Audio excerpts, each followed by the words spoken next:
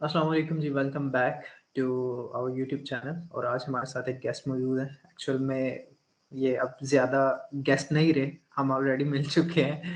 तो स्पेन में एक ब्लॉग मैंने अपलोड किया था, तब मैं इन भाई से मिलने गया था। फॉर दैट रीज़न कि इतना ज़्यादा टाइम नहीं था मेरे पास, तो वीडियो रिकॉर्ड नहीं कर पाए। एक्चुअल में मेरा जो मेन मकसद था मिलने का, वो यही था कि स्टूडेंट्स के रिलेटेड जो यूरोप में स्टडी कर रहे हैं उनके रिलेटेड वीडियो बनाना, उनको कुछ डिटेल्स वगैरह प्रोवाइड करना। तो विदाउट वेस्टिंग योर टाइम चलते हैं अपने गेस्ट की तरफ। जी हसनैन भाई, सुनाएं कैसे आप? अस्सलाम वालेकुम। सबसे पहले तो आपसे जो है वो उसके बाद बात नहीं हो सकी, क्योंकि मैं व्यूअर्स को ये बताना चाहूँगा, जैसे जैन भाई ने बताया कि हमारा वैसे मेन जो प्लान था वो यही था कि इनके लिए एक पॉडकास्ट रिकॉर्ड की जाए, जिसके अंदर जो न्यू अपकमिंग स्टूडेंट्स हैं उनको जो है ना डिटेल से बताया जाए कि क्योंकि जब बंदा नया अप्लाई कर रहा हो तो उसके माइंड में काफ़ी ज़्यादा क्वेश्चंस वगैरह होते हैं, डाउट्स यस। होते हैं। तो उससे रिलेटेड बताया जाए स्टूडेंट्स को। लेकिन क्योंकि टाइम की शॉर्टेज थी और ये सिर्फ एक दिन के लिए आए थे, तो वो पॉसिबल भी नहीं हो सका। फिर जो है ना हमने एक सिंपल सा एक व्लॉग रिकॉर्ड किया था, जो कि जैन भाई के पुराने व्यूअर्स हैं उनको पता होगा। तो बाकी ये है कि आज इंशाल्लाह हम आपके सारे डाउट्स जो हैं वो क्लियर करेंगे। और होपफुली अगर आप ये वीडियो एंड तक देखते हैं तो आपको जो है ना कोई इसमें से इंफॉर्मेटिव चीज़ मिल हाँ, कुछ जाएगी, ना कुछ सीखने को ज़रूर सीखने को मिलेगा। आपको मिलेगा बिल्कुल। और ऐसे अगर ही। आप प्लान कर रहे हैं अपकमिंग आने वाले सालों में या आने वाले महीनों में यूरोप के अंदर अप्लाई करने के लिए, तो ओवरऑल जनरली यह वीडियो आपके लिए हेल्पफुल हाँ, मे होगी बी इंशाल्लाह। समथिंग आपको इसमें से कुछ मिल जाए आपके लिए। बिल्कुल। ऐसे ही है। तो हुसनैन भाई, हम मेन टॉपिक्स की तरफ आते हैं। सबसे पहले तो हम मतलब सब जानना चाहेंगे कि आपका जो है एजुकेशनल बैकग्राउंड क्या है? मतलब आपने पाकिस्तान में क्या-क्या स्टडी किया और कहाँ तक किया, सही। और उसके बाद फिर?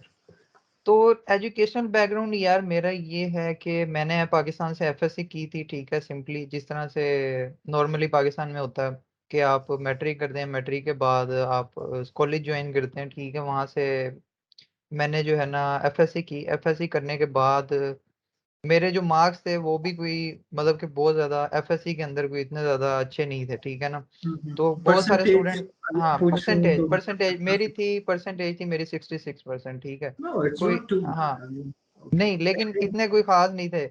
जिस तरह से अगर मैं उसको कंपेयर करूं, मेरे मैट्रिक में थे 88% तक, ठीक है। हाँ, तो नाइस। मेरे से ये एक्सपेक्ट किया जा रहा था कि मैं जो है ना एफएससी में 88 से ऊपर जाऊंगा या 90 पे या उससे ऊपर। तो ओके। लेकिन ये है कि आपको पता है एफएससी में आगे बंदा वैसे ही थोड़ा सा जो है ना। सॉरी फॉर इंटरप्शन, मतलब ये हाँ, प्री प्री प्री असल इंजीनियरिंग में थी? असल में हुआ ये था कि मैं स्पोर्ट्स की तरफ चला गया था ज्यादा ना, मैं स्पोर्ट्स एक्टिविटीज में कॉलेज में भी और इधर उधर भी। तो फिर मेरा उस तरह से स्टडी के ऊपर भी फोकस भी बिल्ड नहीं हुआ, ठीक है। तो इस वजह से जो है ना इस तरह से मेरी परसेंटेज नीचे आ गई। अब ये मैंने बात इसलिए यहाँ पे मेंशन की है कि क्योंकि मैं इस तरह आपको पता वीडियोस जब बनाता हूँ तो मुझे इंस्टाग्राम पे बहुत ज्यादा लोग पूछते हैं इस बात पे कि हमारे इतने परसेंट है, हमारे इतने परसेंट है, हम आ सकते हैं नहीं आ सकते, ये वो।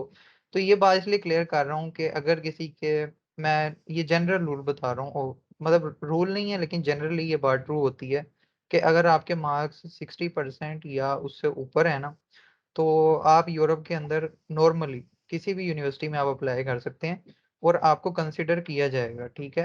अनटिल और अनलेस कि आपका कंपटीशन बहुत ज़्यादा हाई हो, ठीक है, आपके जो कंपेटिटर्स हैं वो 80% पे हों या 90% पे हों, देन आपके चांसेस लो हो सकते हैं। अदरवाइज आपको 60% और उससे ऊपर वाले को कंसिडर किया जाता है, ठीक है। कम से कम लिथुआनिया का तो यही रूल है जहाँ पे मैं स्टडी कर रहा हूँ, ठीक है। तो लेकिन उस पर हम लेटर आएंगे बाद में। तो बस एफएससी करने के बाद जो है ना फिर मैंने बैचलर्स के लिए देखना शुरू किया कि कहाँ कहाँ पर मैं जो हूँ ना अप्लाई कर सकता हूँ।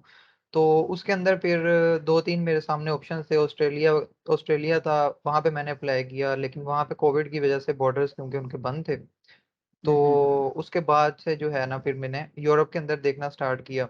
यूरोप के अंदर जो है फिर वो मुझे लिथुआनिया मिला। लिथुआनिया में फिर मैंने बैचलर्स के लिए अप्लाई किया और वहाँ से मुझे एक्सेप्टेंस मिली। हाँ, but I am amazed because I was thinking about, मतलब मुझे लग रहा था कि आप मास्टर प्लान के लिए आए हैं, लेकिन ये नहीं बैचलर नहीं प्लान है। हाँ, ओके। नहीं, सो दैट बैचलर के वाज़ लिए, हाँ। हाँ, ओके, बिल्कुल। Master plan.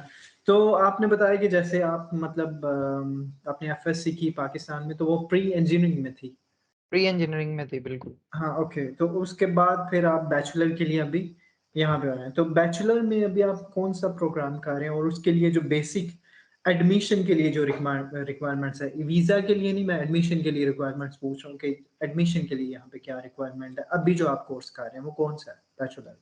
अच्छा, देखें बैचलर में मैं हूँ इस टाइम पे इंफॉर्मेशन सिस्टम्स में, ठीक है? इसको इन्फॉर्मेटिक्स भी कहते हैं, इंफॉर्मेशन सिस्टम्स। और जिनको नहीं पता, ये बेसिकली कंप्यूटर साइंस से रिलेटेड है। जिस तरह से हम पाकिस्तान में कंप्यूटर साइंस कहते हैं ना। तो क्या हम इसे इंफॉर्मेशन टेक्नोलॉजी नहीं वो कह सकते हैं, जिस तरह इंफॉर्मेशन देखिए टेक्नोलॉजी के आईटी जो है ना, वो एक जनरल टर्म है, उसके अंदर बहुत सारी चीज़ें आ जाती हैं। हाँ, आईटी जस्ट एक इंडस्ट्री का नाम है, एक फील्ड का नाम नहीं है। हाँ, ओके। इसमें मतलब मज़ीद ब्रांचेज़। बिल्कुल, बिल्कुल, बिल्कुल, हाँ, बिल्कुल। ओके। आईटी एक सिर्फ़ इंडस्ट्री का नाम है, कंप्यूटर साइंस जो है ये इसके अंदर बहुत सारी चीज़ें आ जाती हैं। इसके अंदर आर्टिफ़िशियल इंटेलिजेंस आ जाती है, नेटवर्किंग आ जाती है, हार्डवेयर आ जाता है, सॉफ्टवेयर डेवलपमेंट आ जाती है, ठीक है? ये सब चीज़ें फिर इसके डोमेन के अंदर इंक्लूड हो जाती हैं। हुँ, तो हुँ। फिर मैंने इसमें जो है ना इन्फॉर्मेशन सिस्टम्स में एडमिशन लिया था। इसकी रिक्वायरमेंट्स यार कोई इतनी डिफ़िकल्ट नहीं है। जस्ट आपकी जो है ना प्रीवियस जो सबसे पहले सबसे इम्पोर्टेंट चीज़ है, जो आपकी प्रीवियस एजुकेशन है ना, अगर आप बैचलर के लिए आ रहे हैं तो एफएससी, और अगर आप मास्टर्स के लिए आ रहे हैं तो बैचलर, वो हुँ, आपकी हुँ। रेलेवेंट डिग्री होनी चाहिए। लेट्स सपोज़ ये नहीं है कि आपने प्री मेडिकल किया हुआ है और आप अप्लाई कर दें आईटी में, हुँ, क्योंकि हुँ। आप एक्सेप्ट नहीं होंगे ना उस केस में तो। क्योंकि आपके पास रिक्वायर्ड नॉलेज नहीं है, उसके लिए मैथमेटिक्स रिक्वायर्ड है, फिज़िक्स रिक्वायर्ड है, ठीक है? केमिस्ट्री ऑप्शनल होती है, लेकिन इन अ सेंस कि आपके साइंस स्टेम सब्जेक्ट्स जो हैं आपने पढ़े हुए हों, ठीक है? अगर किसी ने ओए लेवल भी किया हुआ है, वो भी आपने अपने रिलेटिव सब्जेक्ट्स के हिसाब से किया हुआ हो। हुँ, हुँ। तो ये होता है। और दूसरा, अब आप रिक्वायरमेंट्स मेरी लिथुआनिया से हवाले से पूछना चाह रहे हैं या जनरली आप यूरोप के हवाले से पूछना चाह रहे हैं? मैं जनरली मतलब दोनों चीज़ें कवर हो जाएँ तो वो सही है। अच्छा, मतलब दोनों तो चीज़ें। लिथुआनिया में जो लोग इंटरेस्टेड हैं, मैं बता दूँ, लिथुआनिया एक छोटी-सी कंट्री है। रशिया और पोलैंड के साथ डायरेक्ट, रशिया के साथ डायरेक्टली तो नहीं, लेकिन पोलैंड के साथ डायरेक्टली बॉर्डर शेयर करती है, ठीक है? तो ओके। उसमें जो है ना रिक्वायरमेंट्स, मैं सबसे पहले आपको बता देता हूँ, रिक्वायरमेंट्स कुछ ख़ास नहीं होती। आपकी 12 इयर्स ऑफ एजुकेशन होनी चाहिए बैचलर्स के लिए, ठीक है? हुँ, उसके बाद हुँ। मिनिमम आपके 60% मार्क्स होने चाहिए, मिनिमम। इससे हुँ, हुँ। ऊपर हैं तो वो अच्छा है, ठीक है? और इसके बाद जो है वो आप जब आप अप्लाई करते हैं तो आपका एक छोटा-सा जो है ना इंटरव्यू लेती है यूनिवर्सिटी, जिसमें फिर स्टूडेंट्स ये पूछते हैं कि यार उसमें टेक्निकल क्वेश्चंस होते हैं एकेडमिक या नहीं? तो मैं वो आपको ओके। बता दूँ कि एकेडमिक क्वेश्चंस इसमें नहीं होते, ठीक है? इसमें हुँ, हुँ। मोस्टली जो है ना यूनिवर्सिटी आपसे आपका बैकग्राउंड वगैरह और इस तरह से पूछ रही होती है कि आपने मसलन के कॉलेज कहाँ से कंप्लीट किया, स्कूल कहाँ से आपने कंप्लीट किया, फैमिली बैकग्राउंड आपका पूछा जाता है कि ठीक है, आपका फैमिली बैकग्राउंड क्या है? हुँ, तो हुँ। इस तरह के क्वेश्चंस होते हैं, वो आपसे लिए जाते हैं। हाँ, हो सकता है कि कुछ यूनिवर्सिटीज़ आपसे 1 या 2 सब्जेक्ट रिलेटेड क्वेश्चंस पूछ लें कि आपका इंटरेस्ट क्यों डेवलप हो रहा है, या इसके पीछे क्या रीज़न्स हैं, या आपने इससे पहले इस फ़ील्ड में क्या काम किया हुआ है। तो उसके लिए भी आपको मेंटली रेडी रहना पड़ेगा, लेकिन इन अ सेंस कि आपसे रिटन टेस्ट या इस तरह की कोई भी चीज़ नहीं ली जाती, ठीक है? ओरली आपसे बस पूछा जाता है। ये मैं लिथुआनिया की बात कर रहा हूँ। तो हुँ, हुँ। वो आपका जब इंटरव्यू क्लियर हो जाए तो उसके बाद अगर आपके पास आइल्स है तो वेल एंड गुड, वरना मैं बता दूँ कि लिथुआनिया में एडमिशन के लिए आपको आइल्स मैंडेटरी नहीं है, ठीक है? आप जो है वो अपने स्कूल से या कॉलेज से अपने या यूनिवर्सिटी से जो है ना इंग्लिश प्रोफिशिएंसी सर्टिफिकेट बनवाएँ, ठीक है? और उसकी बेस के ऊपर आप अप्लाई कर सकते हैं, आपको आइल्स वगैरह देने की हुँ। ज़रूरत नहीं है।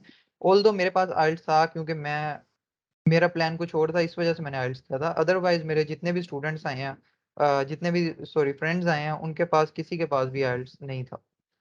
हाँ, ओके। बिकॉज़ आपने आर्ट्स किया क्योंकि आप बता रहे हैं कि आपका प्लान था हाँ, ऑस्ट्रेलिया का। ऑस्ट्रेलिया का था मेरा, बिल्कुल। फॉर दैट रीज़न हाँ। सो बिल्कुल। What is the future of this course? मतलब आप इसे कैसा देखते हैं इस कोर्स देखिए, ये तो मैं कहूँगा कि अब ये तो आपके इंटरेस्ट पे डिपेंड करता है, क्योंकि आईटी का ज़्यादातर जो है आपको पता है कि सॉफ्टवेयर डेवलपमेंट से रिलेटेड काम है, तो स्कोप तो इसका स्काई इज़ द लिमिट, ठीक है? इसका स्कोप मैं समझता हूँ कि अभी इस टाइम पे जो बूम पे जो इंडस्ट्री जा रही है ना, वो आईटी की इंडस्ट्री है। आईटी के? हुँ, या तो इसके बाद अगर कोई इंडस्ट्री आती है तो वो मेडिकल की इंडस्ट्री है, ठीक है? हुँ, हुँ। जिसमें मेडिकल साइंसेज़ में जिसमें मेडिसिन आ जाती है, या जनरल प्रैक्टिशनर जो होते हैं। तो आईटी के अंदर यार को बहुत ज़्यादा वास्ट जो है ना फ़ील्ड है, बहुत बड़ी फ़ील्ड है। इसके अंदर छोटी-छोटी डोमेन्स हैं। अब आपने किसी एक डोमेन के अंदर जो है ना वो स्पेशलाइज़ेशन करनी है, या आप सॉफ्टवेयर इंजीनियरिंग को लेके उसमें स्पेशलाइज़ेशन कर सकते हैं, या आप जो है वो नेटवर्किंग को लेके कर सकते हैं, हार्डवेयर को लेके उसके अंदर कर सकते हैं, आर्टिफिशियल इंटेलिजेंस के अंदर कर सकते हैं, जो कि बिल्कुल हाँ, लेटेस्ट फील्ड है। there are a lot of choices. हाँ, there are lot of option. So इसकी हाँ जो है मैं कहूंगा कि स्कोप जो है ना वो काफी बेहतरीन है अगर आप आना चाहते हैं, लेकिन फिर भी मैं ये हमेशा कहता हूँ कि आप अपने इंटरेस्ट को फॉलो करें। अगर आपका इंटरेस्ट आर्ट्स के किसी सब्जेक्ट में है तो आप आर्ट्स में ही है। हाँ, okay. How's like the university where you studying now, मतलब आप उस यूनिवर्सिटी को कैसा देखते हो? आप नाम भी मेंशन कर दो उस यूनिवर्सिटी का, किसमें अच्छा, आप? तो यूनिवर्सिटी है यार मेरी विटोटस मैग्नस यूनिवर्सिटी, ठीक है। ओके। वीडीयू उसका लिथुआनियन नाम है, विटोटो दि जियोजो यूनिवर्सिटेटस, ठीक है। ओके। तो ये मैं इसलिए बता रहा हूँ कि जिन्होंने सर्च करना है और देखना है अच्छा, रिक्वायरमेंट वैसे स्पेसिफिक। लैंग्वेज कौन सी है, मतलब उस कंट्री? लिथुआनियन, हाँ, लिथुआनियन। Lithuanian, okay. हाँ, लिथुआनियन लैंग्वेज है। तो ये है कि, और दूसरा क्वेश्चन आपका क्या था? मेरा यूनिवर्सिटी के रिलेटेड था, यूनिवर्सिटी कैसी हाँ, है मतलब? यूनिवर्सिटी लाइफ यार, अगर मैं इसको कंपेयर करूं दूसरी यूनिवर्सिटीज के साथ तो हमारी यूनिवर्सिटी जो है वो लिथुआनिया में टॉप 3 में आती है, ठीक है। ओके। टॉप 3 के अंदर आती है। और वैसे तो यूनिवर्सिटीज ही टोटल जो है ना 15 से 20 हैं लिथुआनिया के अंदर, हम्म। लेकिन उसमें से टॉप 3 में वीडियो आती है। और इसकी जो मतलब एकेडमिक लाइफ है वो कह लेंगे आप थोड़ी सी टफ है, ठीक है, क्योंकि हम्म। आपके जो है ना रेगुलरली आपसे जो है ना रेगुलर बेसिस पे प्रेजेंटेशंस और ग्रुप प्रोजेक्ट्स और इस तरह की जो चीज़ें हैं ना वो आपको दे दी जाती हैं, जिस तरह से पाकिस्तान में यूजुअली हमें सुनने को मिलता है उसी तरह से यहाँ पे है। तो थोड़ी सी यहाँ पे यूनिवर्सिटी लाइफ डिफिकल्ट है, लेकिन इतनी होती है कि आप उसको मैनेज कर सकते हैं। ये नहीं है कि आपके ऊपर जो है ना वो बर्डन ज्यादा ओवर किया जाए, इस तरह से नहीं होता। बाकी आप ये है कि ओके। आप इंजॉय करते हैं, टीचर साहब अच्छे हैं हमारे पास, ठीक है। और ये है कि यूनिवर्सिटी में जब आप आते हैं तो फिर आपको बहुत सारी चीज़ें सीखने को भी मिलती हैं, क्योंकि डिफरेंट जो है ना मल्टीकल्चरलिज्म आपको देखने को मिलता है, दूसरी कंट्री से लोग आए हुए होते हैं। तो जब आप उनके साथ उठते बैठते हैं, कोई प्रोजेक्ट्स करते हैं उनके साथ, ठीक है, कलेक्ट कंबाइंड प्रोजेक्ट्स होते हैं आपके, तो फिर आपको सीखने को मिलता है, कोऑपरेशन का पता चलता है, इस तरह से मजीद जो है ना आपके सामने चीज़ें आती हैं। हाँ, दैट्स नाइस। ओके, तो इसके लिए वीज़ाज़ रिक्वायरमेंट्स क्या है? पहले तो एडमिशन रिक्वायरमेंट्स थी, वो यूनिवर्सिटी के साथ लिंक करता है। अब जो वीज़ा रिक्वायरमेंट्स है, ये मतलब ये एक और चीज़ है। तो वीज़ा रिक्वायरमेंट्स क्या है, जो मतलब आप ये कोर्स कर रहे हैं सारा कुछ? देखें वीज़ा रिक्वायरमेंट्स के अंदर, आई मीन आपको देखें किन-किन प्रोसेस से मैं एक गुज़रना डॉक्यूमेंट्स ना पड़ा? आपको एक डॉक्यूमेंट्स की लिस्ट बता देता हूँ, हाँ, ओके। जो कि आपकी यूनिवर्सिटी के लिए भी वैलिड होगी और वीज़ा के लिए भी, ओके, ठीक है। ये मेरे ख्याल से ज़्यादा इंफॉर्मेटिव ये चीज़ हो ज़्यादा जाएगी। बात है। ओके। देखें डॉक्यूमेंट्स में आपको बता देता हूँ। सबसे पहले तो आपका जो है ना एप्लीकेशन फॉर्म लगेगा नेशनल वीज़ा डी का, लिथुआनिया का, ठीक है। हुँ, वो हुँ, हुँ, एप्लीकेशन फॉर्म आपको वीएफएस ग्लोबल की वेबसाइट पे मिल जाएगा, ठीक है। हुँ, हुँ, और सेकेंडली मैं बता दूं कि लिथुआनिया के लिए आप जो है ना आपको वीज़ा पाकिस्तान से अप्लाई आप नहीं कर सकते, या तो आपको टर्की जाना पड़ेगा, या तो फिर आपको यूएई जाना पड़ेगा, या तो फिर आपको अजरबैजान जाना पड़ेगा, या किर्गिज़स्तान या कजाकिस्तान, इन कंट्रीज में से बिकॉज़ किसी। ऑफ लिथुआनिया की एम्बेसी पाकिस्तान में नहीं है। बिल्कुल, दैट लिथुआनिया की जो एम्बेसी है वो पाकिस्तान में मौजूद ही नहीं है, इस वजह से आप वहां से नहीं कर सकते। इन कंट्रीज में से किसी का आपको विजिट लेना पड़ेगा, विजिट वीज़ा, और उसके बाद वहां पे जाकर आपको student visa D apply But it करना है seems उसके like लिए। not too sorry, difficult. It seems like not too difficult, I mean. देखें ये डिफिकल्ट नहीं है, लेकिन रिस्की थोड़ा सा है इस सेंस में कि आप पहले से अगर आपको आपने फ़ी वगैरह पे कर दी हुई है और फिर आप अपना फ्लाइट टिकट लेके जाते हैं और वहां से अगर आप रिजेक्ट हो जाते हैं तो ये रिस्की है कि आपकी जो प्रीवियस इन्वेस्टमेंट है हाँ, वो जा सकती है। लेकिन that's okay. देखिए आपको पता है, आप भी यहाँ पे इटली में हैं, आपने भी स्टूडेंट से इंटरेक्शन किया है कि जो यूनिवर्सिटीज़ के पॉलिसी होती है वो ये होती है कि अगर आपका वीज़ा रिजेक्ट हो गया तो आपको फ़ी रिफंड की जाती है, ठीक है, जो आपकी ट्यूशन फ़ी है। मेजर जो आपका एक्सपेंस होता है वो ट्यूशन फ़ी होती है, वो आपको रिफंड हो जाती है। Secondly Okay. आपका जो लॉस होता है वो सिर्फ जो आप मतलब कि फ्लाइट टिकट लेके गए हैं या जो आपने ओवर वहाँ पे लिविंग एक्सपेंस किया वो आपका लॉस में जाता है। लेकिन मैं ये कहूँगा कि अभी तक जो है लिथुआनिया की वीज़ा रेशो बहुत अच्छी जा रही है as compare to other European countries, क्योंकि मुझे पता है कि काफ़ी ज़्यादा लोग कॉन्टैक्ट में होते हैं। तो सबसे ज़्यादा जो वीज़ा रेशो अच्छी है वो लिथुआनिया की है इस टाइम पे, ठीक है। Mhm. मैं आपको बहरहाल डॉक्यूमेंट्स की लिस्ट बता दूँ क्योंकि बात कहीं की कहीं निकल गई है। तो वीजा एप्लीकेशन सही। हाँ, वीजा एप्लीकेशन बातों में फॉर्म से भी काफ़ी बातें हैं जो सीखने के लिए मतलब अभी अच्छा, आपने बताया कि वो सारा रिफंड हो जाता है, ये सिस्टम हाँ, मुझे बिल्कुल, नहीं पता। ये अच्छा है, ये ब क्योंकि जो नए स्टूडेंट्स हैं उनके नॉलेज में होना चाहिए, जो मतलब बिल्कुल ये क्योंकि बात है। काफ़ी सारे लोग इसलिए रिस्क नहीं लेते कि उनको ज़्यादा डर होता है कि वो सारे पैसे ज़ाया लेकिन वो आप बता रहे हैं कि रिटर्न भी हो जाते हैं कुछ मतलब बिल्कुल, पॉलिसी। बिल्कुल, बिल्कुल। तो हाँ, तो होता डॉक ऐसे है कि वीज़ा एप्लीकेशन फॉर्म आपने लेना है, ठीक है, वीएफएस ग्लोबल की वेबसाइट से, और हुँ, उसका हुँ। लिंक जो है ज़ैन भाई मेरे ख़्याल से डिस्क्रिप्शन में दे देंगे आपको। और हाँ, उसके बाद आपका जो है पासपोर्ट साइज़ फ़ोटोज़ आपने काफ़ी ज़्यादा बनवा लेनी है, 5 से 10, ठीक है? वो आपकी हुँ, मुख्तलिफ़ हुँ। जगहों पे यूज़ होंगी। उसके हुँ, बाद हुँ। व्हाइट बैकग्राउंड के साथ, उसके बाद जो है आपका एक पासपोर्ट ऑब्वियसली आपके पास होना चाहिए, ठीक है? और उसके बाद आपके जो प्रीवियस ट्रांसक्रिप्ट्स हैं और डिग्रीज़ हैं, लेट्स से हुँ, आपने हुँ। एफएससी की हुई है, तो आपकी मैट्रिक की 9th और 10th क्लास की मार्कशीट, ठीक है? जिसको हम रिज़ल्ट कार्ड कहते हैं वो। उसके अलावा आपका 9th और 10th की कंबाइंड डिग्री होगी एक वो, 2 चीज़ें हो गई। उसके बाद आपकी फर्स्ट ईयर और सेकंड ईयर की ट्रांसक्रिप्ट होगी जो जिसको हम रिज़ल्ट कार्ड कहते हैं वो, और उसके बाद आपकी एफएससी की जो डिग्री होती है फाइनल वो। ये हुँ, 4 हुँ। चीज़ें आपने लेनी हैं, और इन चारों चीज़ों को आपने, लेट्स से मैं ये कंसीडर कर रहा हूँ कि आप बैचलर के लिए आ रहे हैं, ठीक है? अगर आप मास्टर्स में आ रहे हैं ऑब्वियसली आप बैचलर की डिग्री और ट्रांसक्रिप्ट्स भी लेंगे, ठीक है? हुँ, हुँ। तो ये चीज़ें लेके आपने जाना है अपने लोकल बोर्ड में, जिस भी सिटी से आप हैं। लेट्स से मैं मुल्तान से हूँ, तो मैं मुल्तान बोर्ड में जाऊँगा और वहाँ से ये सब चीज़ें, ये सब डिग्रीज़ अपनी अटेस्ट करवाऊँगा, ठीक है? ओके। अटेस्टेशन होने के बाद आपने जाना है इस्लामाबाद में आईबीसीसी के पास, ठीक है? इंटर बोर्ड चेयरमैन कमेटी के पास, ठीक है? हुँ, वहाँ हुँ। पर आपने जाके आईबीसीसी में ये चीज़ें दोबारा से अटेस्ट करवानी है, ठीक है? ये चीज़ें आपने वहाँ से टेस्ट करवाने के बाद लेके जानी है मिनिस्ट्री ऑफ फॉरेन अफेयर्स में, ठीक है? मोफा में, इस्लामाबाद में ही। मिनिस्ट्री ऑफ फॉरेन अफेयर्स का ऑफ़िस बहरहाल मैंने सुना है कि एक लाहौर में भी है, वहाँ से अगर आप लाहौर से हैं तो लाहौर में करवा सकते हैं, लेकिन इस्लामाबाद में मैं गया था। वहाँ आपने जाकर मिनिस्ट्री ऑफ फॉरेन अफेयर्स से ये सब डिग्रीज़ अपनी टेस्ट करवानी है। वहाँ से जब अटेस्टेशन हो जाए तो ये डिग्रीज़ आपकी फाइनल हो जाएँगी।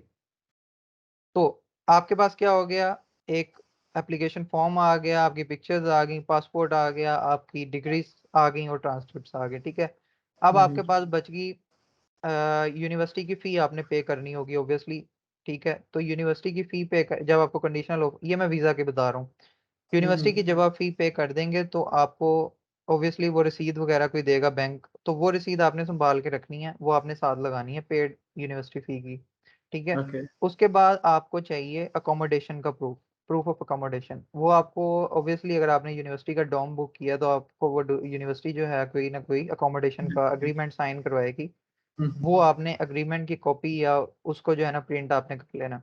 और अगर आप प्राइवेट आपने कहीं अपार्टमेंट वगैरह लिया है तो उसकी भी आपको एग्रीमेंट की कॉपी दी जाएगी ओनर की तरफ से, वो एग्रीमेंट की कॉपी आपने साथ लगानी है।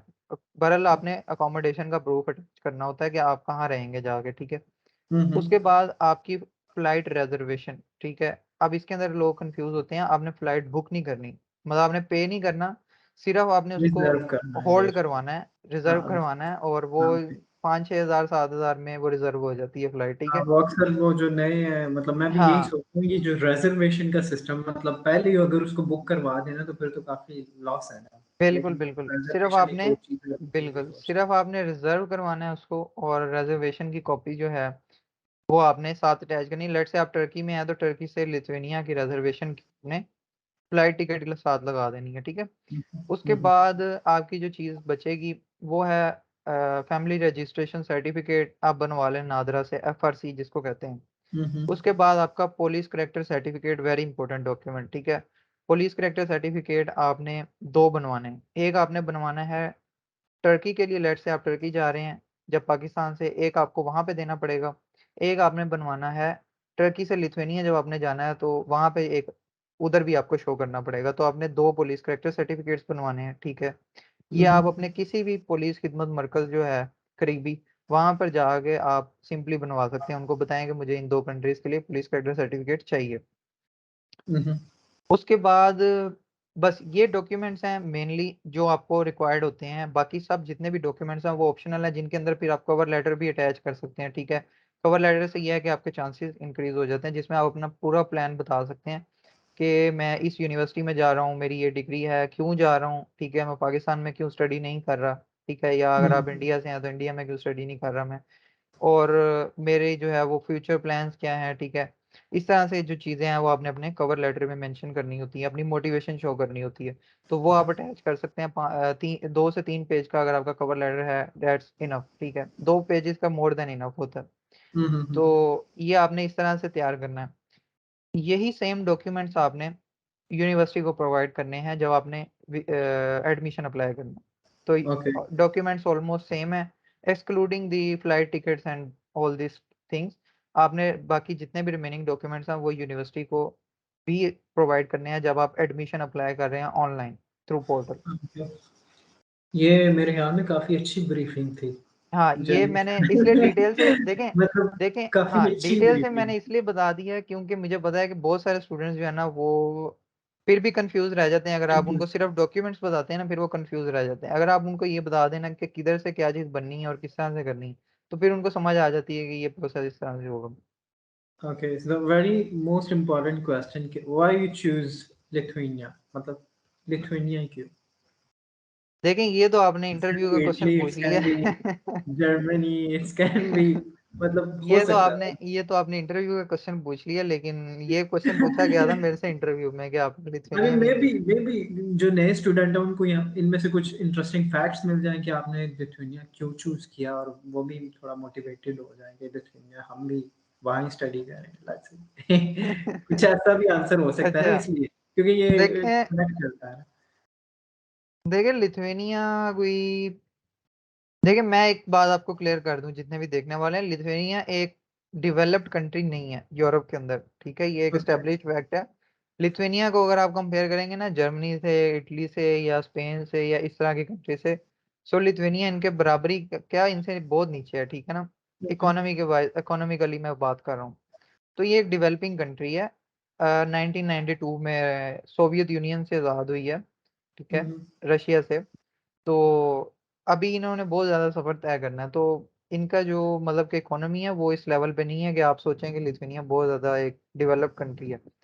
तो मैंने ओके। इसको क्यों चूज़ किया, इसलिए चूज़ किया था कि फर्स्ट ऑफ ऑल कि इसके बारे में ज़्यादा अवेयरनेस नहीं थी पाकिस्तान के अंदर या इंडिया के ओके। अंदर भी, किसी को नहीं पता था कि लिथुआनिया भी कोई कंट्री है, ठीक है। इवन अभी भी हम डेफिनेटली कभी कभी मुझे भी नहीं बताते था हैं। पता। हाँ, मतलब आपको भी मानने नहीं वाली पता बात ही नहीं है, मुझे भी नहीं था पता। था, वो आपको भी नहीं बात पता सुनने के बाद मुझे पता चला कि लिथुआनिया भी एक यूरोपियन कंट्री है, मतलब यूरोपियन यूनियन में था। आता है।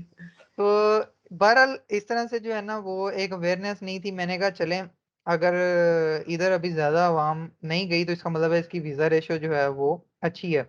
ऑटोमेटिक हम्म, बात है कि हमारे लोग फिर जिधर भी जाते हैं कोई ना कोई ऐसे ही काम करते हैं, उस पढ़ाई करने के बगैर जो है ना छोड़ के इधर ऐसे उधर ही। निकल जाते हैं।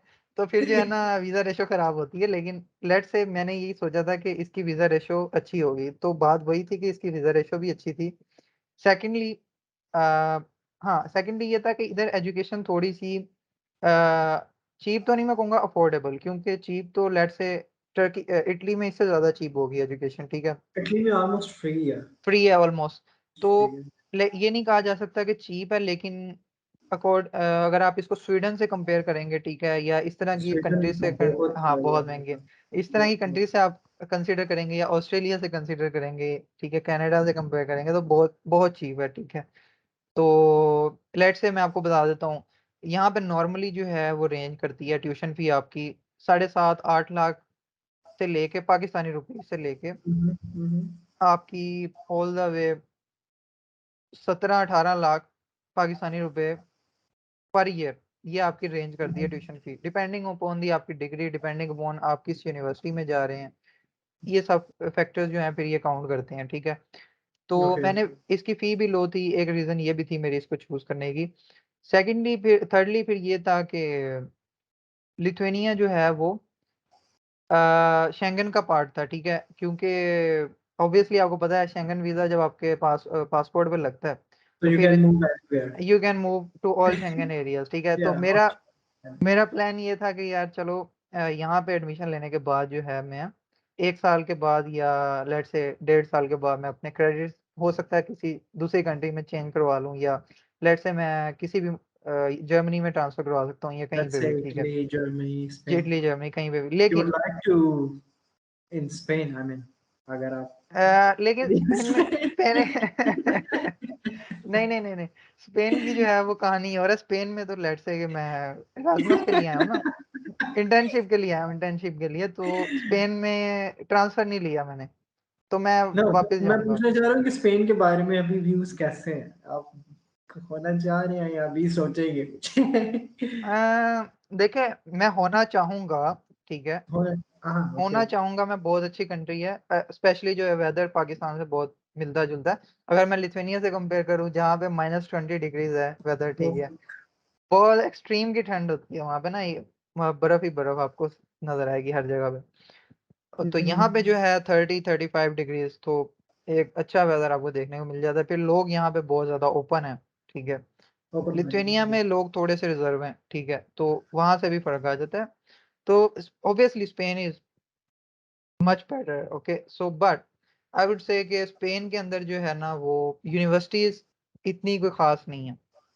डेफिनेट, मुझे भी स्पेन लगता के है। अंदर एजुकेशन जो है, वो एजुकेशन के हवाले से स्पेन कोई अपना पोजीशन नहीं अपनी मेंटेन करता।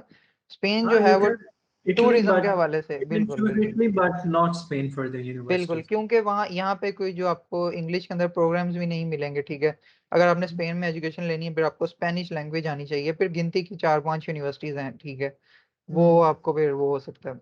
तो ये है, आप इसको कंपेयर नहीं कर सकते। डेफिनेट। और हम अपनी इस कन्वर्सेशन को वाइंड अप करते हैं लास्ट बिल्कुल। क्वेश्चन के साथ। Can you suggestion for new students who wants to come in Europe और लिथुआनिया एक्सेट्रा? कोई कोई न्यू, मतलब जो स्टूडेंट्स हैं आना चाहे, उनके लिए कोई सजेशन आप करना चाहें जो यूरोप आना चाहे? तो Study- सजेशन यार ऐसा इस तरह की कोई नहीं है, लेकिन हाँ, एक चीज मैंने नोट की है, जो मतलब मैं बहुत सारे स्टूडेंट से, जैसे मैं बताया, कांटेक्ट में होता हूँ। तो एक चीज मैंने नोट की है कि स्टूडेंट्स जो है ना, वो जब भी जाते हैं, मतलब वीजा इंटरव्यू के लिए जा रहे हैं, या लेट्स सपोज एडमिशन अप्लाई कर रहे हैं, तो उनके अंदर जो है ना सेल्फ कॉन्फिडेंस नहीं होता, ठीक है। हम्म। मतलब कि वो फिर बार बार इस टाइप के क्वेश्चन पूछते हैं, जो कि क्लियरली बता रहे होते हैं कि वो डिमोटिवेशन का शिकार हैं, ठीक है। लेट्स से उनको अपने ऊपर बिलीव नहीं होता कि हम ये चीज कर जाएंगे, ठीक है। तो अपने अंदर जो है ना कॉन्फिडेंस पैदा करें, अपने जो कम्युनिकेशन स्किल्स हैं उसके ऊपर आप काम करें। ये पॉइंट आपने बहुत अच्छा मेंशन बिल्कुल बिल्कुल। ये किया। आपने भी बात की होगी लोगों से, तो ये आपको भी चीज जो है हो सकता है फेस करने में आई हो, हाँ, कि जब क्योंकि आप मैं हम्म बिलीव करें कि मैं ऐसे स्टूडेंट्स को जानता हूँ जो कि बहुत ही ज्यादा लाइक है, आई मीन अपनी फील्ड में बहुत अच्छे नंबर ले, लेकिन कॉन्फिडेंस नहीं है आगे बढ़ने का, कॉन्फिडेंस बिल्कुल नहीं है। उनको लगता है कि यूरोप जाना इट्स वेरी डिफिकल्ट। या इट्स डिफिकल्ट बट इतना भी नहीं है जितना लोग सोचते हैं। मतलब आप देखिए, आपने एक्सपीरियंस किया सब कुछ, मे बी मतलब it was like difficult path था, कुछ कुछ आपने भी मुश्किलात देखी होंगी मतलब इस रास्ते पे, लेकिन आप अभी बैठे हुए हैं यूरोप, तो हर बंदा आ सकता है मेरे ख्याल में। बिल्कुल इसी तरह से है। आप अपने अंदर कम्युनिकेशन स्किल्स बिल्ड करें। देखें, जब आप यहाँ पर आ गए, फिर कुछ स्टूडेंट पूछते हैं, यार हमें जो है ना, हमारे पास आइल्स नहीं है, हमारे चले हम इंग्लिश प्रोफिशिएंसी तो लगा देंगे, लेकिन हमें लैंग्वेज नहीं आती। देखें, अगर आपको लैंग्वेज नहीं आती, अब यहाँ आके कैसे सर्वाइव करेंगे? लेट्स से अगर आप किसी तरह से इंटरव्यू में सर्वाइव कर जाते हैं, आप यूनिवर्सिटी के अंदर कैसे समझेंगे अपने लेक्चर्स को? किससे बात करनी है? ऑब्वियसली बाहर आए हैं, सारे काम अपने खुद करने हैं, आप किस तरह से करेंगे? सबसे पहले अपनी आप इंग्लिश के ऊपर काम करें, ठीक है। स्पोकन इंग्लिश के अगर आप कोई कोर्स कर सकते हैं वो कर लें, ठीक है। कोई घर में आप प्रैक्टिस करें नॉर्मली, जो है किसी के साथ, फैमिली मेंबर्स के साथ या दोस्तों के साथ। सेकेंडली अपने कम्युनिकेशन स्किल्स के ऊपर काम करें, ठीक है। आपका जो कम्युनिकेशन स्किल्स हैं वो आउटस्टैंडिंग होने चाहिए। आपको अपनी बात जो है वो दूसरे बंदे तक कन्वे करनी आनी चाहिए, ठीक है। उसके बाद जो है, आप लेट्स से आप वीज़ा इंटरव्यू के लिए जा रहे हैं, तो आप वीज़ा इंटरव्यूअर जो है आपका, उसको आप ये बात कन्वे कर सकें कि आप क्यों जाना चाह रहे हैं, आपका उसके पीछे आपका मोटिव क्या है, ठीक है, आपका फ्यूचर प्लान्स क्या है। फिर यहाँ पे आप आते हैं, तो आपने दोस्त बनाने हैं ऑब्वियसली, यहाँ पे आप जब आएंगे, उसके लिए बहुत ज़रूरी है कि आपके कम्युनिकेशन स्किल्स हों। अगर आपने फॉरेनर्स दोस्त बनाने हैं, ठीक है। अगर तो आपने अपने कंफर्ट जोन में रहना है, सिर्फ पाकिस्तान के दोस्त बनाने हैं, फिर तो आप ना करें, ठीक है ना, फिर ज़रूरत नहीं है। लेकिन अगर आपने दूसरे पाकिस्तान से हट के दूसरे भी अपने दोस्त बनाने हैं, तो आपको कम्युनिकेशन स्किल्स आपके अच्छे होने चाहिए, ठीक है, ताकि आप बात कर सकें, उनके साथ घुल मिल सकें। तो यही मैं कहना चाहूंगा कि जितना हो सकता है इन दो चीज़ों पे काम करें, एक अपने लैंग्वेज स्किल्स के ऊपर और एक कम्युनिकेशन स्किल्स आप कहीं पर भी मार नहीं खाएंगे। ये चीज आपको आपके प्रोसेस में भी हेल्प करेगी, यहाँ आने के बाद लेट से आपने जॉब ढूंढनी है वहां पे भी आपको काम जो है ना हेल्प एग्जैक्टली। करेगी। Thank you so much for having your precious time. और हम इस पॉडकास्ट को अभी यहाँ पे ही ख़त्म करेंगे। थैंक यू हसनैन भाई और बहुत बहुत ये शुक्रिया, आपने सारे टाइम व्यूअर्स जो निकाला। ये वीडियो देख रहे हैं। तो मे बी हम एक दफ़ा और पॉडकास्ट जो है ना बिल्कुल। करेंगे। Next time I would suggest कि आप जो है ना मोर स्पेसिफिक क्वेश्चन के साथ एक पॉडकास्ट करें, जिसके अंदर लेट्स से कि आप कंट्री को स्पेसिफिकली टारगेट करके आप बनाएं। ओके, लेट्स क्योंकि सी। ये ओवरऑल यूरोप का था तो हम उस तरह से नहीं जा सके हाँ, कि इस हम तरह से डेप्थ स्पेसिफिकली में एक नहीं कंट्री जा को। सके। ये हाँ, हमने किसी एक। जनरली उन लोगों के लिए वीडियो बनाई है जो कि यूरोप में आने का प्लान कर रहे हैं या सोच रहे हैं कि हमने जाना है, तो उनके लिए एक एग्जैक्टली। वीडियो है जिससे वो आइडिया ले सकें कि क्या क्या उनको फेस करने को मिल सकता है या कौन कौन से हाँ हाँ डॉक्यूमेंट्स उन्हें रिक्वायर्ड हैं। हाँ, because I think for the students it's not too much difficult to come in Europe. जो बिल्कुल इंडिपेंडेंट आना चाह रहा है उसके लिए में भी ज्यादा डिफिकल्टीज हैं, लेकिन जिसके बिल्कुल। पास डिग्रीज हैं, जो यूनिवर्सिटीज के लिए आना चाह रहा है, वो उसके लिए मेरे easy है। देखने में इजीएस्ट वे अगर आपने यहाँ आना है तो वो स्टूडेंट वीजा ही है। देख, हाँ वर्क वीजा आपको इतनी आसानी से नहीं मिलता, ठीक है। इजीएस्ट वे जो है वो आपने स्टूडेंट वीजा के थ्रू ही आप आ सकते हैं।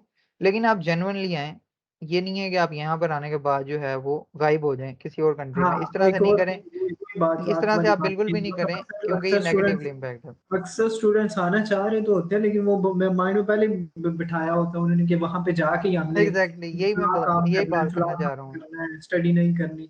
तो ऐसे ऐसे लोग तो ना ही आए, ऐसे लोगों को तो बिल्कुल मोटिवेट मैं बिल्कुल भी नहीं बिल्कुल करता कि बिल्कुल वो बिल्कुल। आए। मतलब देखें, अगर आप। एक बंदा इस तरह से गायब होता है ना कि यहाँ पर आया स्टडी के लिए, फिर स्टडी छोड़ के वो जी मेरा वहां पे कजन था, वहां पे मेरा फलाना था ढमकाना था, वहां निकल गया। अब क्या हुआ उस पागल की वजह से, जो पीछे स्टूडेंट जो जेन्युइन आना चाह रहे थे, जो जिन्होंने वाकई में स्टडी करनी थी या जो रिसर्च कंडक्ट करने के लिए मास्टर्स में या पीएचडी में आना चाह रहे हैं, उनके लिए वो मुश्किल पैदा कर गया। क्योंकि नेक्स्ट टाइम यूनिवर्सिटी भी और वो कंट्री की जो एम्बेसी है वो भी ये बात सोचेगी कि इस कंट्री के स्टूडेंट्स जब भी आते हैं तो वो यहाँ से गायब होना पसंद करते हैं, तो वो आपको वीज़ा नहीं देंगे। सिंपल सी बात है ये। अभी आप सोचते हैं कि हमें दूसरी कंट्रीज का वीज़ा नहीं मिलते, देसी लोगों को खास तौर पे, ठीक है ना। हाँ, तो रीजन तो यही है बस। रीजन यही है कि आप लोग इस तरह के काम करते हैं कि वो आपको वीजा नहीं देते। तो ये भी मैं एक सजेशन, आपने अच्छा कर दिया कि पॉइंट रेज कर दिया एंड पे। ये भी मैं कहूंगा कि आप अगर इस तरह से आते हैं आप अपनी डिग्री कंप्लीट करें, उसके बाद आप मूव हो, कोई मसले वाली बात नहीं है, लेकिन एटलीस्ट अपनी डिग्री कंप्लीट करें। या अगर आप मूव हो रहे हैं तो एक प्रोसीजर के थ्रू हो, इस तरह से नहीं कि आप रातों रात गायब हो पार्ट गए। टाइम जॉब्स की आपको यूनिवर्सिटीज भी जो है मतलब अपॉर्चुनिटीज देती हैं, आप करें, लेकिन ये नहीं है कि आप उसे फुल टाइम ही ले लें। बिल्कुल मतलब बिल्कुल, उससे आपकी स्टडीज इफेक्ट नहीं होनी चाहिए। मेन हाँ, मेन बात ये है, जो आपकी स्टडीज हैं वो उसके ऊपर कोई इफेक्ट नहीं आना चाहिए। अदरवाइज आप पार्ट टाइम जॉब्स करें, इसमें कोई मसले बुराई वाली बात नहीं है। ये यहाँ के जो लोकल स्टूडेंट्स हैं वो भी करते हैं। Exactly. Thank you so much again. और कोई मसले मुलाकात वाली होगी बात नहीं। फिर किसी और दिन पॉडकास्ट। इंशाल्लाह वीडियो जरा लंबी हो गई है तो नहीं, इससे लोगों को जो जो देखने वाले हैं, वो देखेंगे जिनको इन्फॉर्मेशन चाहिए। बिल्कुल बिल्कुल तो बिल्कुल। Thank you so much Hasnain भाई अगेन। और आपसे फिर मुलाकात होगी इन द फ्यूचर। आप इटली भी आएंगे तो फिर इकट्ठे ही पॉडकास्ट करेंगे आप। इंशाल्लाह इंशाल्लाह, बहुत बहुत शुक्रिया जैन भाई आपके टाइम पे। Thank you so much. Thank you so much. Allah Allah Hafiz. Hafiz, Allah Hafiz.